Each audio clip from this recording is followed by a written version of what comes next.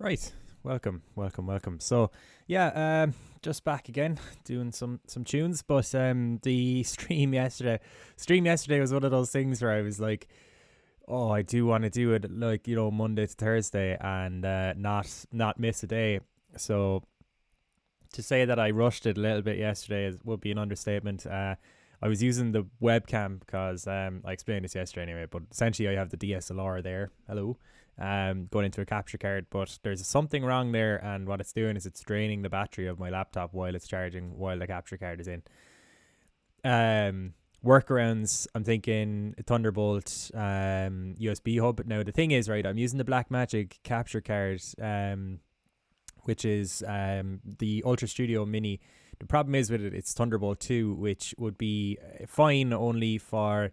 Sorry, I'm just going to dip that a little bit. So it'd be grand, except the laptop I have now is the one with Thunderbolt 3 or USB-C. So essentially what I need is I run like a Thunderbolt 2 cable out of the capture card into a USB-C or Thunderbolt 3 adapter, and it goes into my laptop. So what I should do here is either get a USB-C adapter, or sorry, USB-C or Thunderbolt 3 hub. I presume it'd be USB-C as opposed to Thunderbolt 3 protocols, because I can't imagine Apple are making a hub for this. So, now the new Ultra Studio Mini is actually USB-C, Thunderbolt 3. So, half tempted to sell this one and get the new one, and then just run it into the USB-C hub. That might help me because the hub, if it's powered, would be powering the actual capture card as opposed to my laptop bus powering it, which I feel is probably. See, I'm using the SSL2 Plus, which is the bus powered audio interface by Solid State Logic, but I'm running this condenser 48 plus. I'm going like with the phantom power at the moment as well. So who knows?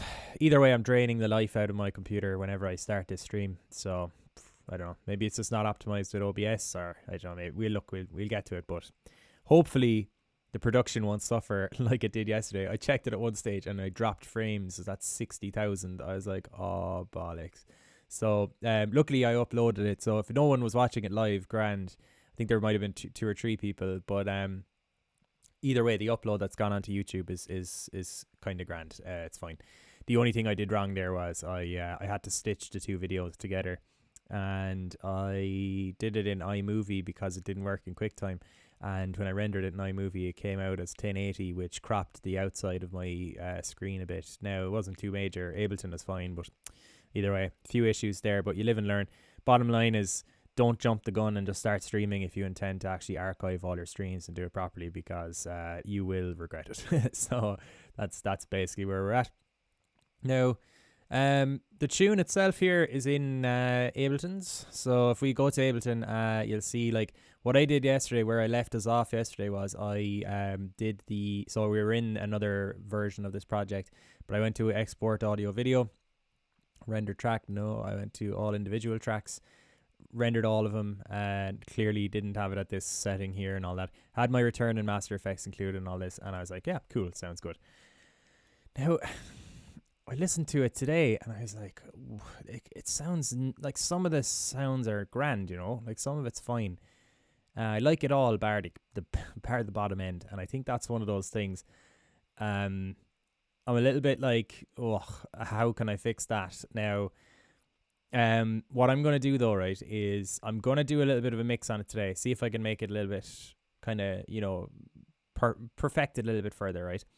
And when I've done that, it's going straight over to Nick in Monochrome, and he's going to give me mix feedback. Now, hopefully I'll get that feedback before tomorrow's stream, so that what I can do is I can make any adjustments that he suggests in the stream itself then, and then send it back as a pre-master for him to do the final touches and just to run it through his system that he has, and, his ears and all this. So, so tomorrow, hopefully, we'll get the pre-master off. Well, I'll get the pre-master off to him by the end of this, but hopefully we'll have it back, or else we'll know whether or not we can continue on it. If he says you're grand, I'll start mastering, then happy days. Nothing to worry about then. If he says, look here, I need you to go and boost 83 hertz, which I think is probably that's where I think it's lacking. Now, it could be wrong, but that's what I think. If he says that, then we'll do that tomorrow.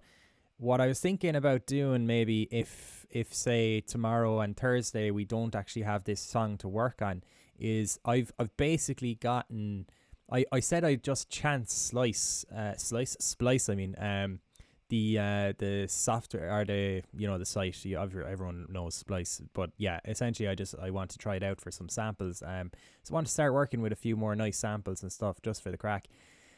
So we might try that out. It'll be me just being like, what am I doing here? I don't know how to use Splice. And then everyone else just frustratingly watching along, being like, oh, Jesus, what's he doing? So, you know, sounds like it should be fun anyway. Other than that, I am like, I need to be talked out of it, but I am very much tempted to go for the Fab Filter mixing bundle as well. I tell you, I'm using Rolling Cloud, I'm using Slate, love the sounds of both of them, but I just hate the service. Rolling Cloud Manager, terrible, ruins my day, can't handle it anymore. What is it? Slate All Access Pass, brilliant, sounds incredible, really useful toys. Love the Anna 2 synth, love the kilohertz, as well as all of the Slate stuff. It's incredible, but again, iLock Cloud, it's enough for me to just say, no, I'm done. So I'm looking at plugins that I really like, that sound good, that are industry standard and all this, but aren't a pain in the arse every time you try to use it, because the ones that I am using are just heartbreaking. So now, a lot of it, you know, people might be like, oh, why don't you do this, why don't you do that? I know what the crack is with iLock Cloud. It's all down to my internet connection, which, you know, is kind of annoying, but I have a grand connection here because I'm running Ethernet now, so it has been better, but there's days where like I'd be in some place and it just doesn't work, and you're like, okay, well, you know, sorry, it's just not your day. So look, what I'll do now is I'm just saying might do that. I might get that stuff there and just do the next 2 days of just literally like just some exploration, just messing, like, so nothing too formal, nothing like with any real objective, but just to see what the crack is. I also did get that Loop Masters pack from Fred Everything, and I think it's cool. I would like to make some music using that, or at least some elements of it as well. Now, usually the master takes about a week or so. Now, it could be a little bit longer. It all depends on Nick, like, but you know, there's honestly not really any rush with it, because this is all just kind of for fun and just as a way of kind of giving a bit of insight to people as to what to expect if they, you know, produce tunes and are into it to the point where they want to go and get it professionally mastered. So like that's kind of what I'm doing. But what I would say is I am really into like projection mapping as well, and I definitely think it could be very cool to start projection mapping on Twitch for the crack. Now, look, as I said before, I'm not an expert. Like, I would be nowhere near as Resolume confident as I am with Ableton. That's the way I'll put it. But that being said, I would like to have a bit of fun with it, and why not do it on stream? Because I don't know if there's a whole lot of people doing like Resolume projection mapping on streams now. Ideally, I suppose someone who was doing it would be more of an expert, but I suppose, again, this is the next best thing, and, you know, who's really watching anyway? So, look, what I'll do is I'll get stuck back into this. I'm going to take off the headphones and mute G. I'm going to do a bit of work on it, and sure, look, we'll see. And, Les Uns is greeting us with his presence once again, the presence of greatness. One of those moments where you're like, oh, I forget that I'm actually being watched. So, you know... bit of pressure on. If Eric, Les Uns, sorry, not to use your real name, but Les Uns, if you happen to be listening to this and you have any feedback, particularly on the low end, I would be very appreciative of your input. We both have the lovely Genelec A240s, which they're just excellent studio monitors, but it's absolutely no harm for him to hear. It's absolutely no harm for him to be going just through the just to have a quick listen while we're doing it. Yeah, Rolling Cloud, man. Oh, but anyway, look, I'm gonna get stuck in. Eric, if Les Uns, sorry, if you have any kind of tips or suggestions or anything like that, do please share while we're going, and I will jump back on the chat there in a few minutes after we've got some work done.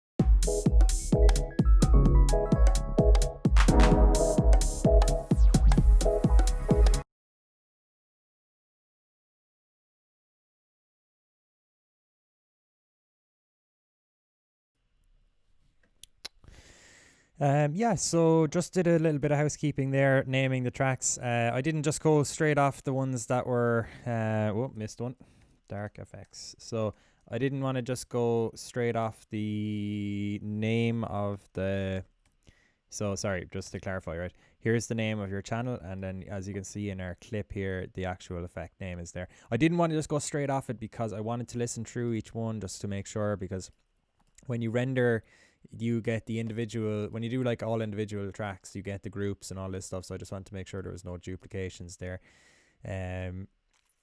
So yeah, that's cool. It's all there. We're gonna just listen to the tune there now and see what we'd make of it sonically. We'll make some decisions then.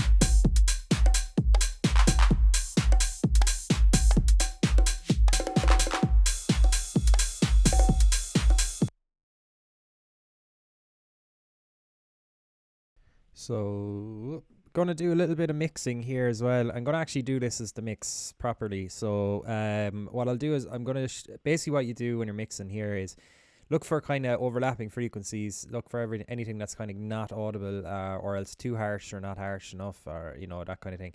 Um, Resonant peaks is another thing that I do as well, mostly adapted from live sound, but that's what you're going to see me do here in a minute, where I'm just boosting particular frequencies, looking for resonance, and then just killing them basically. So it allows for more compression later in the process. So basically, say if I have a frequency there that's causing a bit of hassle and it's not nice, what I'd be inclined to do is dip it, obviously. Now, if I don't dip that, and say if it takes, say if it takes boosting it by about 12 dB to actually hear it, if it takes that, then I know I'll just dip it a little bit. It doesn't have to be, I don't have to kill the sound. You're not trying not to take the life out of sound, but you're trying to take away any harshness, as well, or else resonant peaks, in that when the compression happens later in the mastering process, if you compress and you have a high ratio, then basically you're compressing and you're making these dirty resonant peaks a little bit more present, which you don't want. So the more of those you take out, the more you can compress later in the process, and just without worrying that you're going to make your mix sound a bit rotten. So that's what I'm doing here, and you should hear it it should be fairly audible, so it won't be a mystery as to what I'm doing. But again, I'll come back in a while and do it again and just talk you through a little bit in a second. So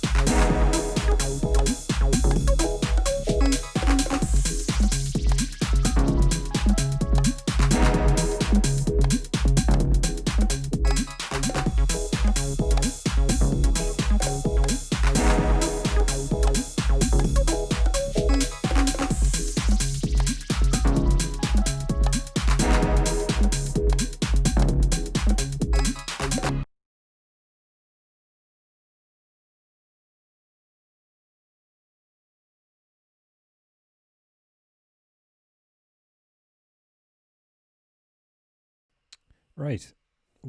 So, yeah, certainly sounding clean and nice.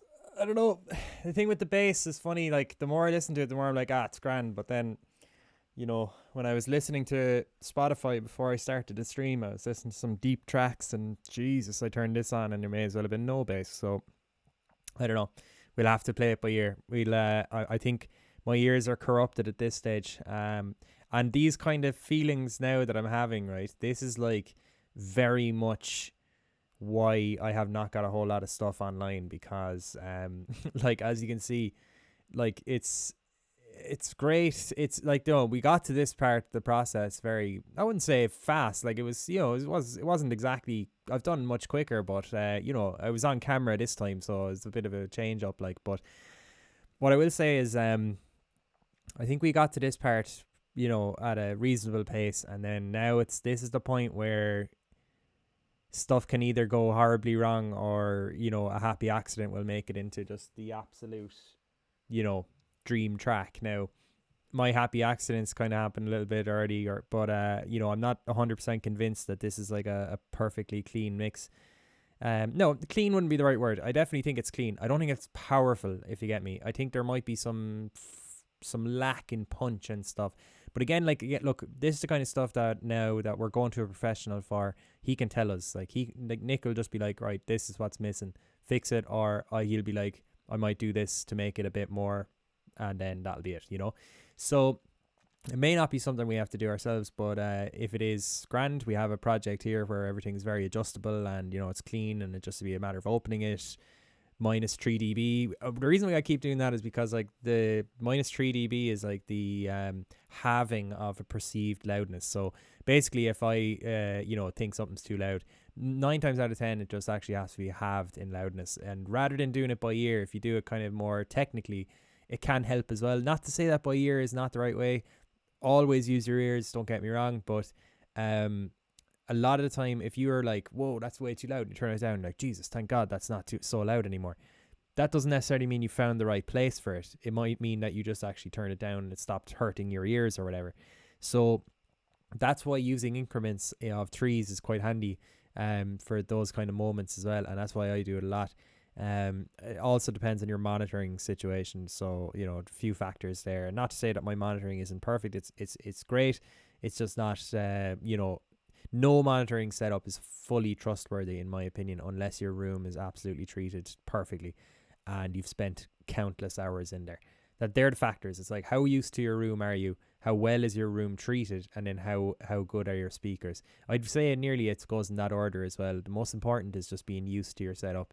Second then is, your room that you're in. And then the third is the speakers. So, yeah, I'm going to just do a few more bits here and try and get one last final balance. Have a full listen through, and then we will send it to Nick for feedback. So, dun dun dun dun. But yeah, cool. Chat to you in a few.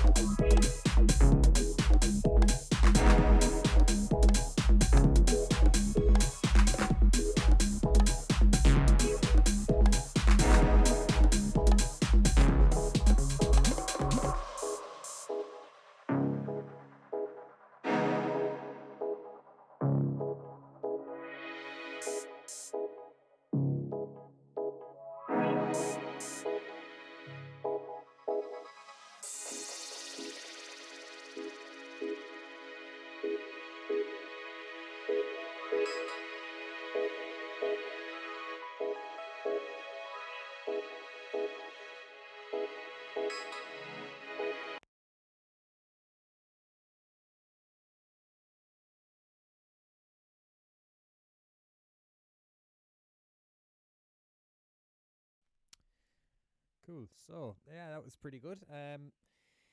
Yeah. Oh, it's one of those things. Look, I don't know if I'll ever be. Yeah, this is perfect. That's just not something that exists. So I think at this point the best thing to do is maybe give it one last listen around on a couple of devices. Like I'll tell you, my devices are Bluetooth speaker, the Bose one, whatever the mini sound link thing. Then Sennheiser HD 25s, DJ headphones, live sound engineered headphones. My DT 990 Saber Dynamics, a hi-fi system, and also the car. So they're my ones. I'll do the rounds, do them all, and then if I can hear everything and nothing sounds like, oh, I wish I could hear that a little bit more, or whoa, Jesus, that's blowing the head off me, then I'm like, right, Nick, your turn. And then hopefully Nick is like, yeah, this is cool, I'm going to start mastering. And we're laughing. So yeah, look, that's today's stream. I'll see you again tomorrow, hopefully same time, 3 to 4. I think that should work now again for the next while. So happy days. But yeah, thanks a million to anyone who joined in. And if you're seeing this on YouTube, an old subscription would be lovely. But yeah, go on, I'll see you tomorrow.